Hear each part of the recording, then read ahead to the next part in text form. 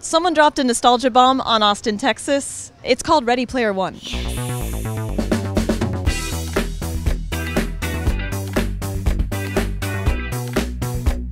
So the Ready Player One movie is coming out later this year, and a lot of fans have gathered in downtown Austin to check out what HTC Vive is bringing to the game.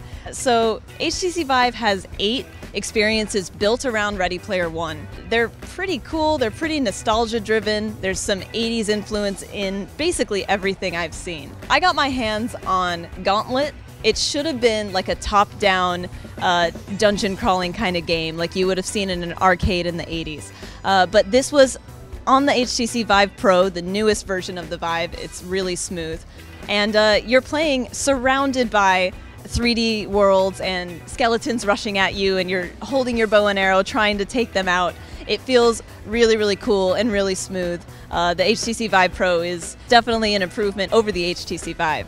I also checked out Smash and Fracture, and these were 2 simplistic games that they've ported into VR. So the developers have taken the basic block smashing game where you have a bar and you're bouncing a ball to smash blocks, but you're in 3D now and the ball is going everywhere and you're swinging your arms to hit it off the walls. It's really fun.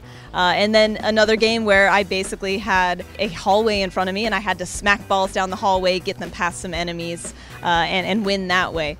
I also checked out Rise of the Gunters, and this was a multiplayer VR game. So I was in a room with the tracking device in my back pocket, so I wasn't tethered to any actual PC, which feels really, really cool with the new Vive. So yeah, I played a multiplayer game with 2 other people, and we were just running around this mountainous hellscape, shooting people as they came toward us and collecting power-ups, teleporting to move.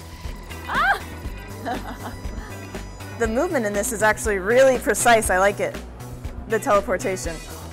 Ah! I'm being showered in neon pixels. This is great. All of this feels really cool when you step inside that world, put on that headset. And that's kind of what Ready Player One is all about. Being in this VR world, being in Oasis and living in this world that feels super futuristic, but it's actually happening right now. HTC Vive has made that real today at the Ready Player One event, and they're not alone. There are so many different VR headsets now. This is not the future, this is reality.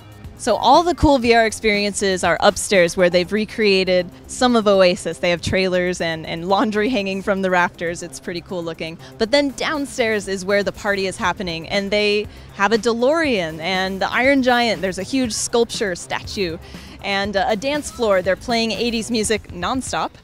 And Hot Topic is here with an entire little store just of Ready Player One stuff. This is a huge brand, and a lot of people are really into it. Whether they were born in the 80s, the 70s, the 60s, this is something that a lot of people are really feeling right now, and it resonates with all ages. Engadget's going to be on the ground at South by Southwest all week, so head to Engadget.com for all the news.